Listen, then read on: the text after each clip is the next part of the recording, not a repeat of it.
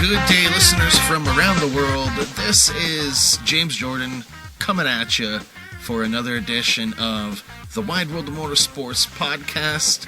And it has been a couple of weeks, and it's good to be back here. So it's been, I think it was 3 weeks ago since the last time we recorded, I believe, or something like that. Yeah, it's about that. So, some things with the motorsports season, there's a lot of things wrapping up, whether it be local or whether it be big stuff. At this time of the year, obviously, they start to look into going down with some of the schedule, and things kind of start turning down a bit. They put things on the back burner kind of thing. So it's there's been a lot of stuff, but it's getting slower, I've noticed. Yeah, it has. Unfortunately. Like you said, things are wrapping up. Yeah. That time of the year, happens. And it's weird. It's going to be weird next couple months because we already went without racing so many times this year. So it's like, whatever. But just some big things for me. Like I didn't think Kyle Larson was going to get. I did not think he was going to come back ever for NASCAR. I thought he was done forever. I thought no one would want to sponsor him. There'd be no way Chevy would back him. And I was wrong. Really? I was wrong. Yeah. I thought somebody would give him a chance. I actually would have thought that he would have stepped in lower down. I really didn't think that it would have been, a top team picking them up right away. But that's great. That's great. Rick Hendrick doesn't hire bad drivers. Yeah. Right. So he knows what he's doing, and he had a really good interview actually on the Dale Jr. Download podcast. Yep. And it was good. He had both Kyle and Rick on, and Rick met with him and they had a believes talk. that he's that he's genuine in his process of getting back to the track, and the 5 is special too to Mr. Hendrick. It is. First car. That was the first car he had, right? It's the original.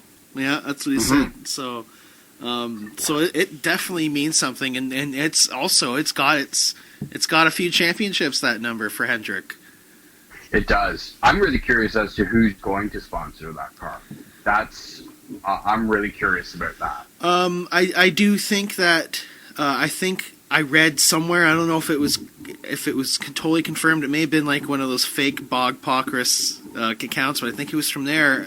I think he did mention something along the lines of the, I think Valvoline and Exalta, I think they carry over to, the 88 is switching to the 5, technically, on paper. Yeah. So I think sponsor-wise, that's how it's going to work. So I'm looking forward to seeing a number 5 Exalta car. I'm looking forward to seeing a number 5 Valvoline, hopefully. I grew up being a Terry Labonte fan. I'm looking over right now at my little cubby of some of the most colorful cars I've ever seen, paint scheme-wise. And Kellogg's. That's some of the one best. That always stands there. Yeah, the Kellogg's. Being a kid at that time, liking Kellogg's as well, it was perfect. It worked out perfect. And it'd be cool if Kellogg's would actually hop back on. Maybe they'll do it for Darlington throwback. Yeah, that would be sweet. But Larson, Larson's proved himself, though. I think Kellogg should be able to hop on. He's been doing so much extra stuff on the sides, like volunteering at food banks, going to the George Floyd Memorial Site in Minneapolis, and spent some time with some of the youth there and listening to some of their stories. And Larson being half Japanese himself, obviously there's obviously some learning there, but also I'm sure there's some relating too on his end. So he's learned a lot. I hope so, and I hope it's I truly hope that it's genuine, right? That's the only thing. I hope he's not just doing all of this stuff to make it look good. And from the sounds of his interview and stuff, I think he's genuine. He was grilled a lot. Feeling. I feel like, and like I was watching Race Hub, and there was Gordon and Waltrip there, and they were talking almost 10-15 minutes, and they were kind of asking the same thing in different ways, and I could see it in Larson's eyes that it was probably a lot for him going through with all the media outlets and going through that same thing. And not that that's to say that poor Kyle, but like, Right. you know, you could tell, you could see that it definitely affects him. Yeah. Yeah, and you know what? I personally believe in second chances. What's the point of getting somebody in trouble? Like, you know, you see a lot of this culture now where they call people out, but Yep. there's no culture to bring the person back, right? It's just, you're out. So it's great. Kyle's a great driver. He's proved it this year on dirt because that's what he's been doing. Yeah, absolutely. All year. Yeah, and with him selling his team, his dirt team, and I think he was in partnership with somebody. I think he's giving them the full stake. But the situation there, it kind of came just a few days before the announcement, and people were like, maybe that's part of the contract. Maybe he's not going to be able to do dirt. I wonder if Mr. H is going to let him do some dirt on the side next year. So from what I've heard is that, he can go out and do as much as he wants. Obviously, he can't pick, and he wouldn't pick dirt over NASCAR. Right. But if he gets injured, that's on him. You know, he's going to get replaced and whatnot. And the funny thing is that apparently, because Mr. H is letting Kyle do this, Chase now has been pushing to go dirt racing, dirt late model racing more next year too. That's cool. And with NASCAR bringing on the Bristol Dirt next year, that's going to be Kyle Larson is already being picked as a favorite to win that race. How could you bet against him? I mean, he's right up at the top. I mean, there's a few other drivers, Christopher Bell, and there'll be a couple other drivers there that, you know, should be up near the front. That would be an exciting race. I'm really excited for that. And just to think he's going to be with the likes of Chase Elliott, hopefully Alex Bowman, maybe he'll see some more success in the 48. Same with Willie B, with him getting another crew chief, he was successful with in the Xfinity Series. So hopefully HMS, maybe they'll be looking to be a powerhouse again, and especially what's going on this weekend for the Final Four with Chase coming into the Final Four for the first time in his career.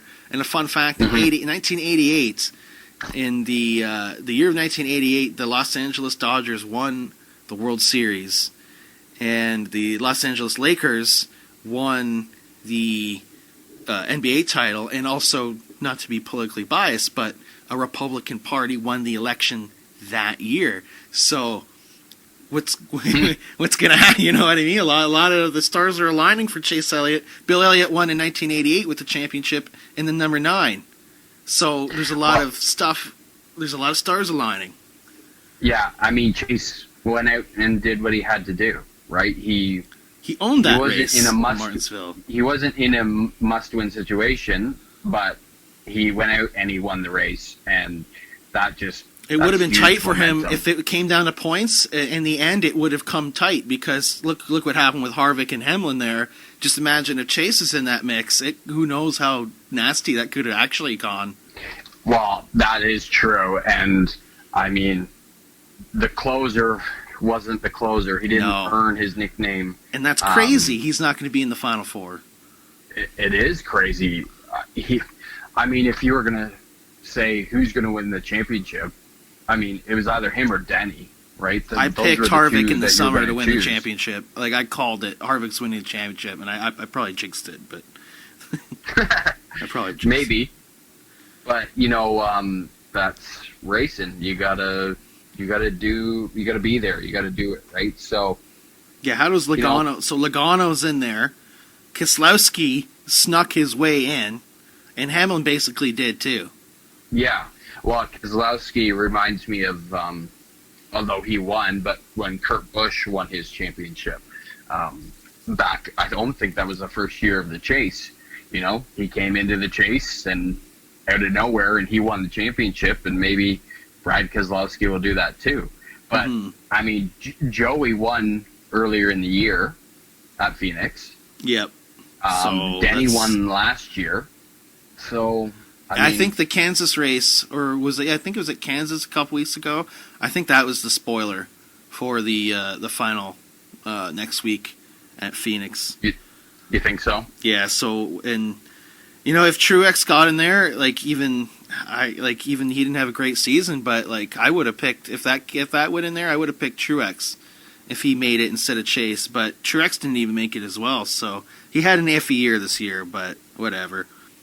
Yeah, he hasn't been as strong as when he won his championship, and I'm curious if that was being with Furniture Row, that the pressure of that team succeeding just wasn't there.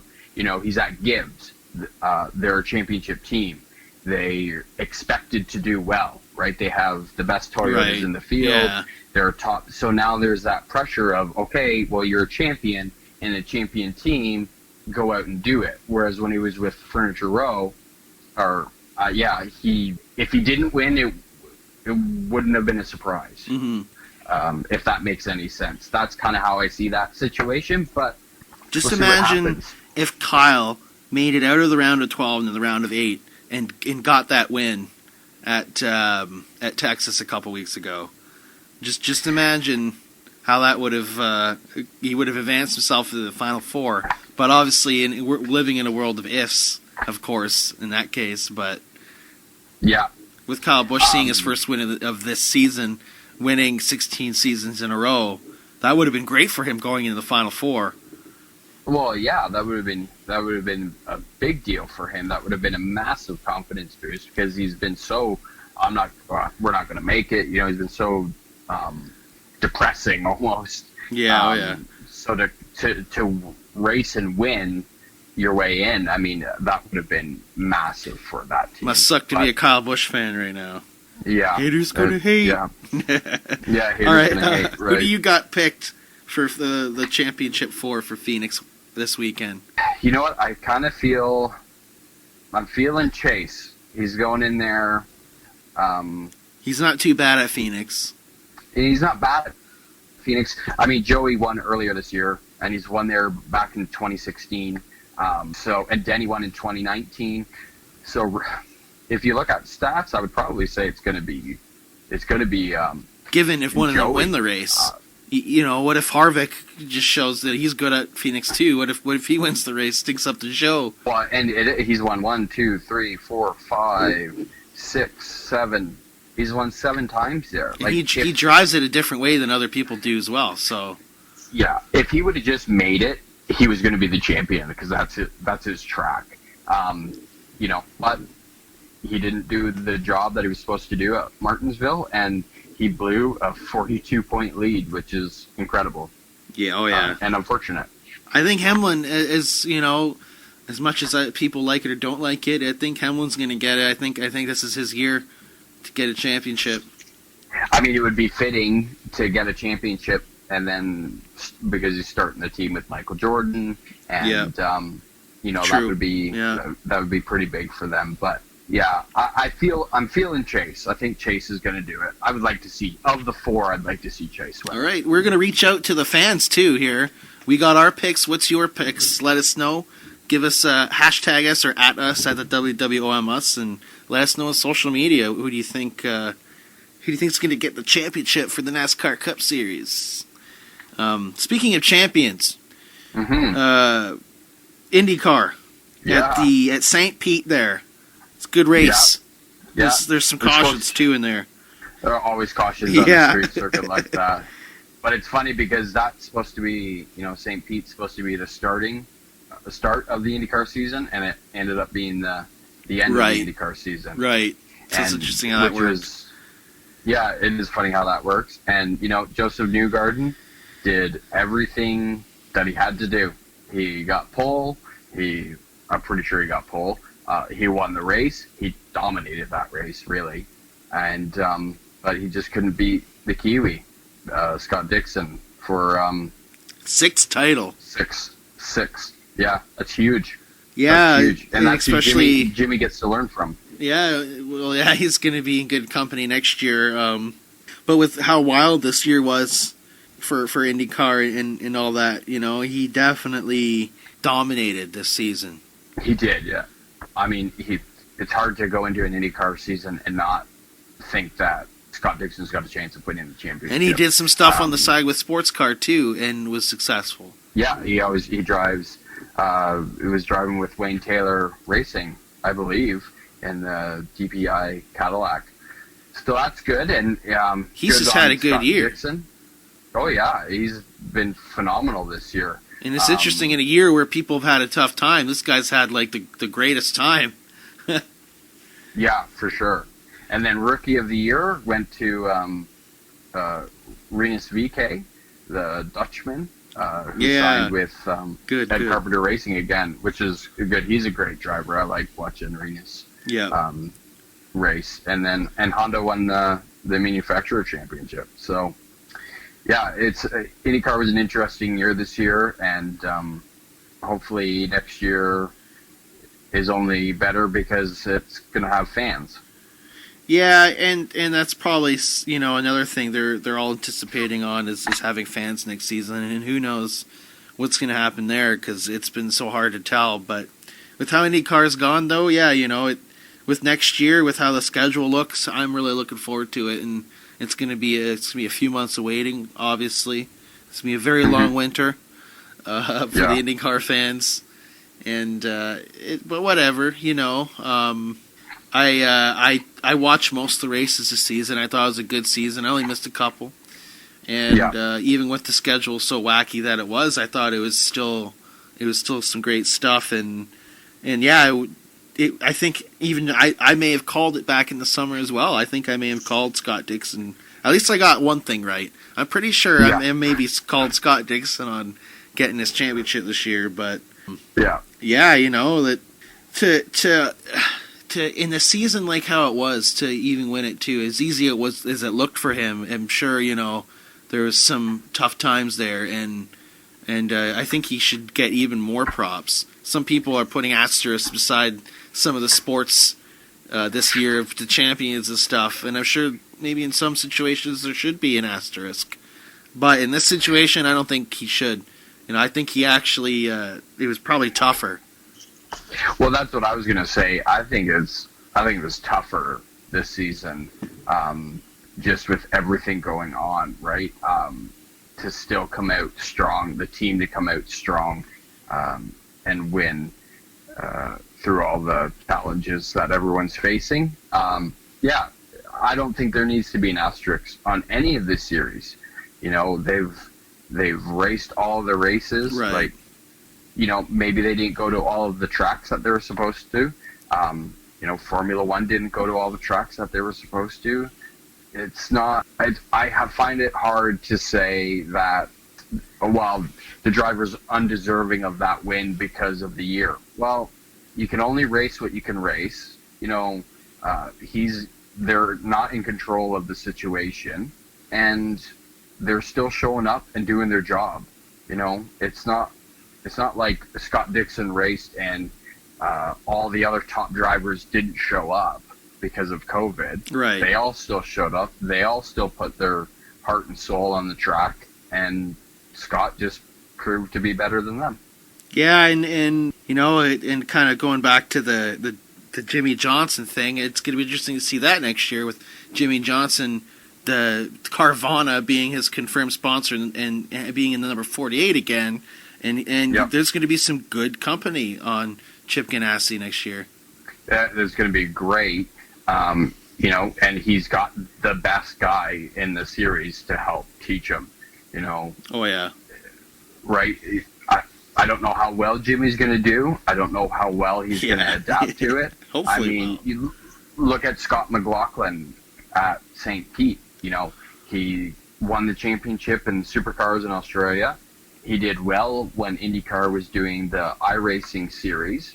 He did amazing in his tests, and he came to the track, and it was a little underwhelming. Now it's his first race at a street circuit, but just because they're good doesn't mean that they're not going to struggle.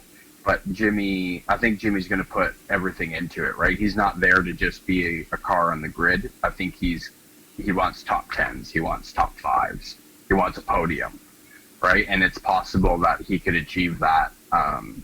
He's not a bad road racer. like we talked about the last one, I'm surprised he's not doing the ovals because that's his forte, right? That's where he's come from. But that's fine, and we'll see what happens next year. And hopefully, I hope it's more than 1 year, because I think next year if he gets his footing, and then the second year will be a year where he could be more competitive. You'd hope more than 1 year, because you can tell something didn't work out if it's only a 1 year thing. And he's got more than that in him anyway. But for sure. Speaking of seasons ending, the Indy Car, we saw the end of that season. We got the Cup ending this weekend, and the IMSA season also wrapped up in Laguna Seca as well. No, they got 12 hours of Sebring next. Oh, yeah. That's okay. It was a pretty good race, though. It was interesting to watch the GTLM battles and up in Prototype, and the PR1 Matheson Motorsports. They were the only LMP2 there, but being there and finishing secured them the championship, so they don't have to worry when they go to Sebring. DPI championship still up for grabs, and I believe the Ambassador Sullivan team won the championship for Sprint Series in GTD. So there's a couple championships already wrapped up, headed into the last race. Okay. And so, Sebring, that's going to be a good one. I believe that was the delayed race that they moved to the end of the season? Or do they always end at? Okay, right. No, they usually end at Petit Le Mans is the last one, but that was 2 weeks ago, and that race was an amazing race. That was fun to watch. Ended in some controversy of Ricky Taylor. Oh yes, I watched that. That was at Lime Rock. No, Michelin Raceway Road Atlanta. Road Atlanta. Okay, sure, yeah. I watched that. It was cool watching the race in the dark. I think I even messaged you. It was like I said, shit's getting intense or something like that. Yeah, it was good, and I watched the race, and it was good, and I like those long endurance races. They just seem you see different strategies play out. You see different cars that you don't sometimes expect to be running up front in the sprint races seem to do better in the enduros. And Porsche broke their streak of not winning, even though it was to the detriment of the BMW getting taken out by an LMP car. But that's racing. You have to be there. And then Wayne Taylor Racing won with Scott Dixon when Ricky Taylor took out Pippo Durrani on a low percentage lunge move.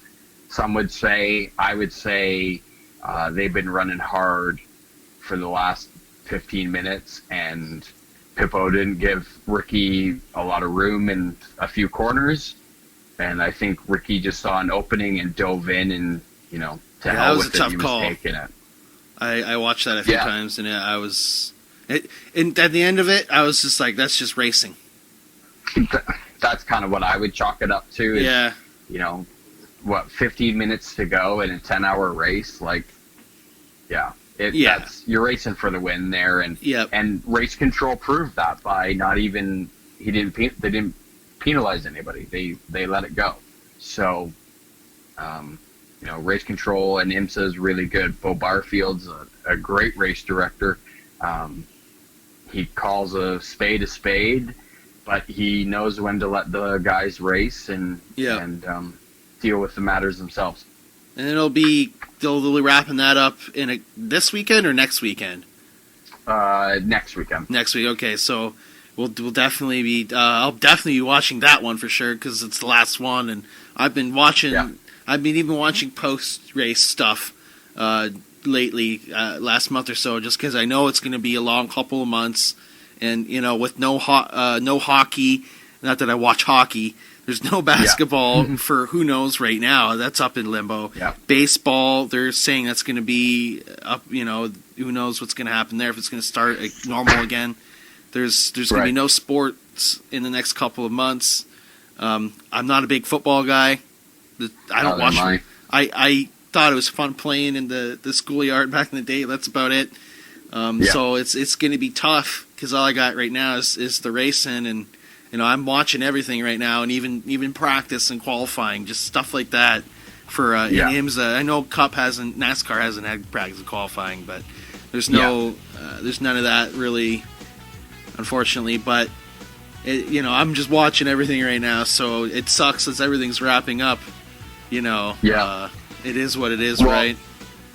Can I suggest that when the season is over, you go on YouTube and you start watching the Michelin Pilot Sport Challenge races from the beginning of the year to the end of the year? You won't be disappointed. Those GT4 and TCR cars, they put on a good race. They're always great racing and huge fields. I'm talking, 13, 14, 15 GT4 cars and 10 or 11 Is it live or TCR pre-recorded? Cars. Pre-recorded. Usually they're about 2 weeks behind the actual event to uploading them. Yeah. Because they like to put that's all right, though. A highlight thing together for TV. But they put the whole race on YouTube, and it's got the Radio Le Mans commentary, which is the best in the business. And like I said, you won't be disappointed in the races. Oh, that's good. Well, and then I'll also recommend to you, there's some sled-mobile racing as well that I kind of was following last year. And I think I might go all out for that one this year. I didn't really include it in the show last year, but they're legit. So if they're doing that this winter, we'll at least have a couple things to follow then in the off-season. I'll have to watch it. Yeah, I'll have to watch it. Yeah, so we'll have, we'll for sure at least try to do a weekly episode for the next few weeks as the motorsports season's wrapping up, and from who knows what's going to go on there, but we'll have all the stuff for you right here on the Wide World of Motorsports. And not only that, make sure you check out the Wide World of Motorsports esports team machine on iRacing on facebook.com/the THEWWOMS, where we are live Sunday, Monday, Tuesday, and Wednesday nights for some sim racing for you to watch, where we find the chumps of iRacing in official and hosted lobbies. Not only that, check us out on Spotify, Apple Podcasts, Google Podcasts, Instagram, Twitter, YouTube, and Facebook at the THEWWOMS. Hi, this is Alex Tagliani, NASCAR Pinty Series driver. You're tuned in from the track to the community on Wide World of Motorsports, the #1 motorsport show in the community.